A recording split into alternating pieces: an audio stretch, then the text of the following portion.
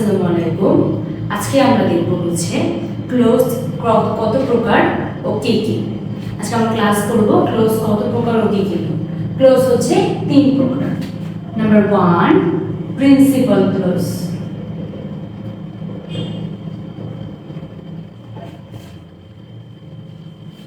Principal ক্লোজকে main ক্লোজও বলা হয়। প্রিন্সিপাল ক্লোজকে আবার ইন্ডিপেন্ডেন্ট ক্লোজও বলা হয়।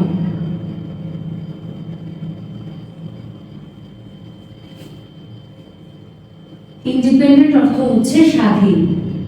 সো আমরা প্রিন্সিপাল ক্লোজকে স্বাধীন বাক্য বলতে পারি। নাম্বার 2 হচ্ছে কোঅর্ডিনেট ক্লোজ।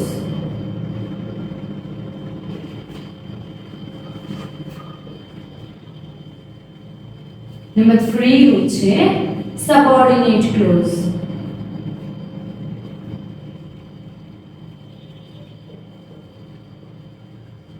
বা ডিপেন্ডেন্ট ক্লোজ।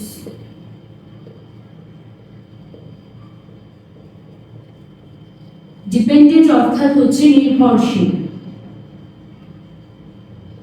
সো আমরা বলতে পারি সাবঅর্ডিনেট ক্লোজ হচ্ছে একটি নির্ভরশীল ক্লোজ। তিন প্রকার ছিল close. Number 1 principal close, number 2 coordinate close, number 3 subordinate clause. এখন প্রতিটা ক্লোজের ব্যাখ্যা দেখব।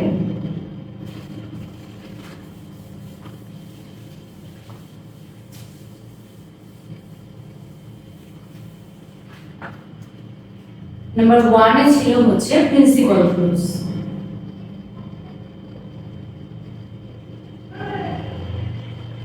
প্রিন্সিপাল ক্লোজকে বলেছিলাম কিন্তু ইন্ডিপেন্ডেন্ট ক্লোজ অর্থাৎ স্বাধীন বাক্য। তার মানে হচ্ছে প্রিন্সিপাল ক্লোজ এমন একটা সেন্টেন্স যে নিজের অর্থ প্রকাশ করার জন্য কারোর উপর নির্ভরশীল না, সে সম্পূর্ণই স্বাধীন। তাহলে আমরা কি বলতে পারি, যে সেন্টেন্স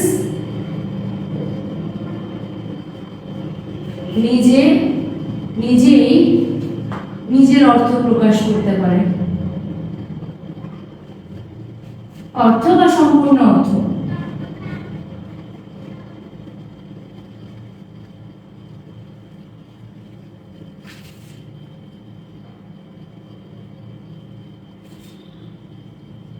তাকে প্রিন্সিপাল ক্লোজ বলে।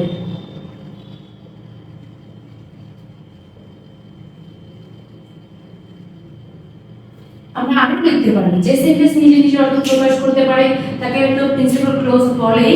আবার প্রিন্সিপাল ক্লোজ হলো যে সেন্টেন্স নিজের অর্থ প্রকাশ করার জন্য অন্য কারো বা অন্য কোনো সেন্টেন্সের উপর নির্ভরশীল নয়। একটা সেন্টেন্স দিয়ে দেখি। We enjoyed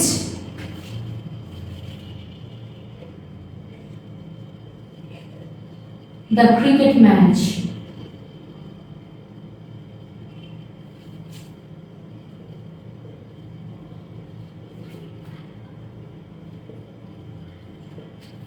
যে আমরা এনজয় করেছিলাম, আমরা আনন্দ করেছিলাম ক্রিকেট ম্যাচটিতে। এই যে পুরো সেন্টেন্সটা বললো আর এবং অর্থ প্রকাশ করলো, এই পুরো সেন্টেন্সটা অর্থ প্রকাশ করার জন্য কি অন্য কোনো সেন্টেন্সের উপর নির্ভরশীল ছিল না। আমি যদি বলি আই এম ওয়েল বা হি ইজ অনেস্ট, সেসব এই সেন্টেন্সটা প্রকাশ করার জন্য কি অন্য কোনো সেন্টেন্সের উপর নির্ভরশীল ছিল? একদমই না। সো সম্পূর্ণ এ অর্থ প্রকাশ করার জন্য নিজের উপরই নিজে স্বাধীন। সো একটা স্বাধীন বাক্যকে আমরা প্রিন্সিপাল ক্লোজ বলতে পারি। ওকে, এই ছিল প্রিন্সিপাল ক্লোজ। নাম্বার 2 তে দেখবো হচ্ছে কোঅর্ডিনেট ক্লোজ।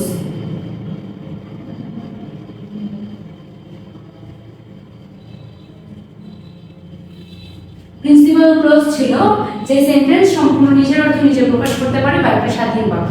সেইম ভাবে কোঅর্ডিনেট ক্লোজ হচ্ছে দুইটা প্রিন্সিপাল ক্লোজ যে যার মতো করে নিজের অর্থ প্রকাশ করবে, মাঝখানে একটা কোঅর্ডিনেট কনজাংশন থাকে। যেমন দেখি আমরা একটু দুটি প্রিন্সিপাল ক্লোজ যখন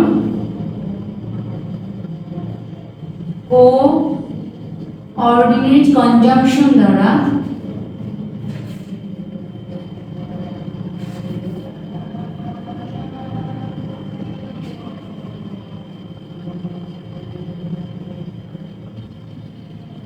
যুক্ত থাকবে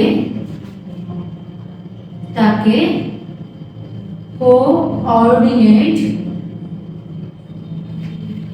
ক্লোজ বলে। কি বলেছি, দুটি প্রিন্সিপাল ক্লোজ যখন কোঅর্ডিনেট কনজাংশন দ্বারা যুক্ত থাকবে তাকে তখন তাকে কোঅর্ডিনেট কনজাংশন বলে, সরি কোঅর্ডিনেট ক্লোজ বলে। সো কোঅর্ডিনেট ক্লোজ করতে হলে আমাকে কি লাগবে, দুটো প্রিন্সিপাল ক্লোজ লাগবে আর মাঝখানে একটা কি লাগবে, একটা কোঅর্ডিনেট কনজাংশন লাগবে। যেমন দুটো প্রিন্সিপাল ক্লোজ দিয়ে আমি বসাই, এই যে একটা প্রিন্সিপাল ক্লোজ ছিল হি ইজ অনেস্ট, আমি এটা অবশ্যই লিখি হি ইজ অনেস্ট।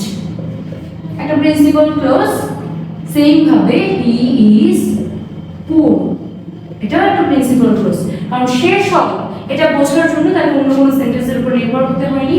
সে গরিব, এটা বোঝার জন্য তাকে অন্য কোনো সেন্টেন্সের উপর নির্ভর হতে হয়নি। এ সম্পূর্ণই স্বাধীন, এ সম্পূর্ণই ইন্ডিপেন্ডেন্ট। সো আমি বলতে পারি এটা একটা প্রিন্সিপাল ক্লোজ। সেম ভাবে এটা একটা প্রিন্সিপাল ক্লোজ। সো দুইটা প্রিন্সিপাল ক্লোজ কিন্তু আমি পেয়ে গিয়েছি। দুইটা প্রিন্সিপাল ক্লোজ যখন কোঅর্ডিনেট কনজাংশন, এখন লাগবে আমার একটা কনজাংশন। আমি যদি এখানে বার বসিয়ে দিই তাহলে একটা সেন্টেন্স হয়ে যায়। সো দুইটা আলাদা আলাদা প্রিন্সিপাল সেন্টেন্স কে বা আলাদা আলাদা প্রিন্সিপাল ক্লোজ কে একটা সেন্টেন্সে করার জন্য আমাকে একটা বার বসাতে হবে, আর এটাকেই বলা হয় কোঅর্ডিনেট ক্লোজ।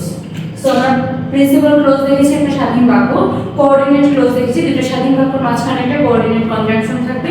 এখন আমরা দেখব হচ্ছে সাবঅর্ডিনেট ক্লোজ।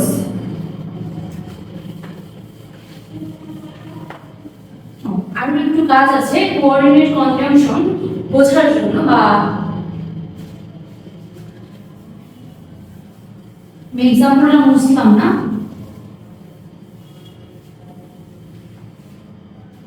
যেমন কোঅর্ডিনেট ক্লোজ এর মধ্যে ছিল he is honest but he is poor, একটা কোঅর্ডিনেট কনজাংশন দিয়ে আমরা বুঝেছি এটা কোঅর্ডিনেট ক্লোজ।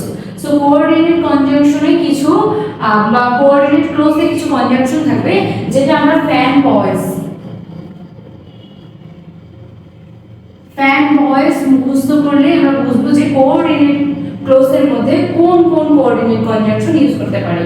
ফ্যান দিয়ে হচ্ছে আমরা এফ দিয়ে হচ্ছে আমরা ফর, অ্যান্ড দিয়ে অ্যান্ড, এ দিয়ে অ্যান্ড দিয়ে নর, বি দিয়ে বাট, ও দিয়ে অর, ওয়াই দিয়ে ইয়েট, আর এস দিয়ে হচ্ছে সো।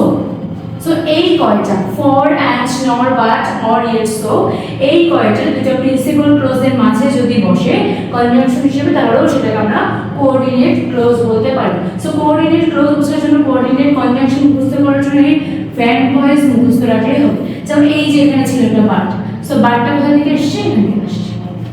ওকে, সো এইভাবে আমরা কোঅর্ডিনেট ক্লোজ বলতে পারবো। এখন আমরা হচ্ছে সাবঅর্ডিনেট ক্লোজ শিখব।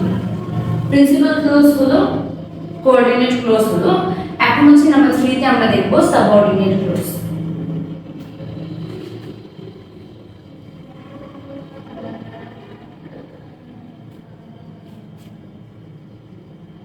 সাবঅর্ডিনেট ক্লোজ কাকে বলে?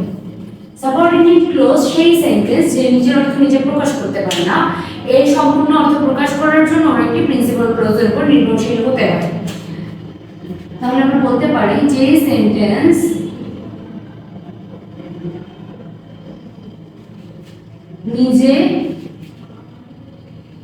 নিজের অর্থ প্রকাশ করতে পারে না,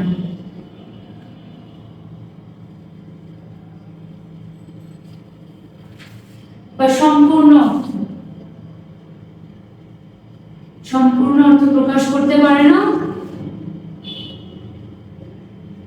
সম্পূর্ণ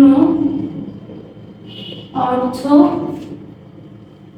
প্রকাশ করার জন্য প্রিন্সিপাল ক্লোজের উপর নির্ভরশীল হতে হয়।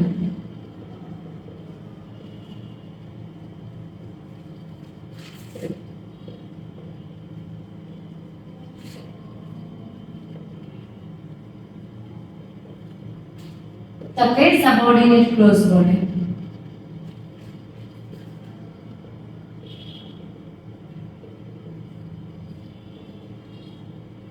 এছাড়াও সাবঅর্ডিনেট ক্লজে একটি সাবঅর্ডিনেট কনজাংশন থাকবে।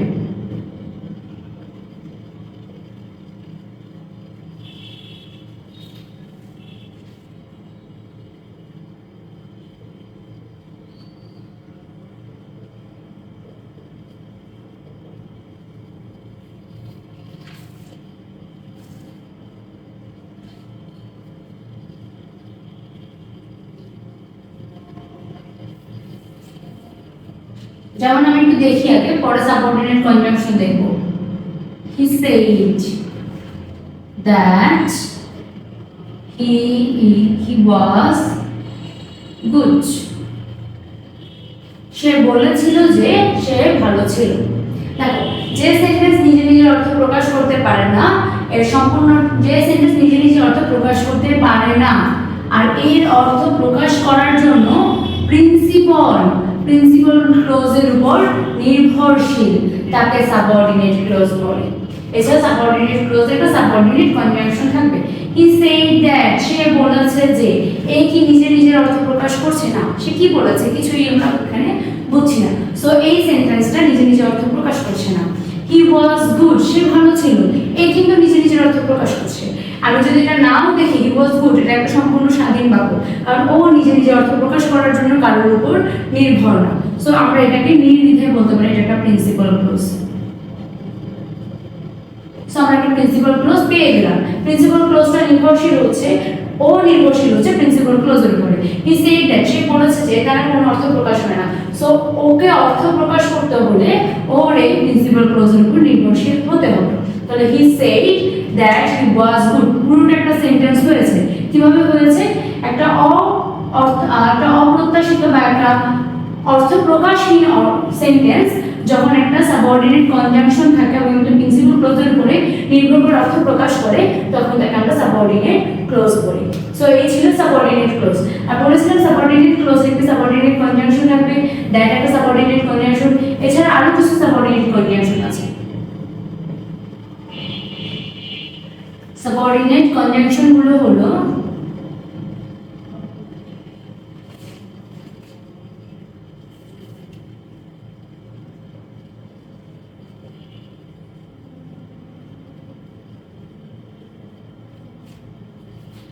দ্যাট লিখেছি, দ্যাট থাকবে, হোয়াট থাকবে, হোয়ার থাকবে, হোয়েন থাকবে, হাউ থাকবে, হু থাকবে, till, until, although,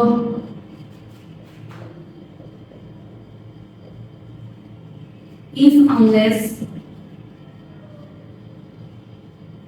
আর কি থাকতে পারে, whom থাকতে পারে, which থাকতে পারে, before after থাকতে পারে,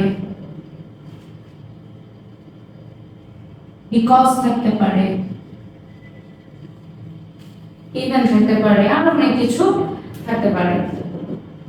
সো এগুলোকে বলা হয় সাবঅর্ডিনেট কনজাংশন। সাবঅর্ডিনেট ক্লজ হচ্ছে যে সেন্টেন্সটা হি সেড, সে সম্পূর্ণ নিজের অর্থ প্রকাশ করতে পারছে না, প্রকাশ করার জন্য এই প্রিন্সিপাল ক্লজটা হি ওয়াজ গুডের উপর নির্ভরশীল এবং মাঝখানে একটা সাবঅর্ডিনেট কনজাংশন থাকবে। তাহলে আমরা সম্পূর্ণ অর্থ প্রকাশের জন্য এই যে লাইনটা লিখছি, he said that he was good, এই লাইনটাকে আমরা বলতে পারি সাবঅর্ডিনেট ক্লজ। এই ছিল হচ্ছে প্রিন্সিপাল ক্লজ, কোঅর্ডিনেট ক্লজ এবং সাবঅর্ডিনেট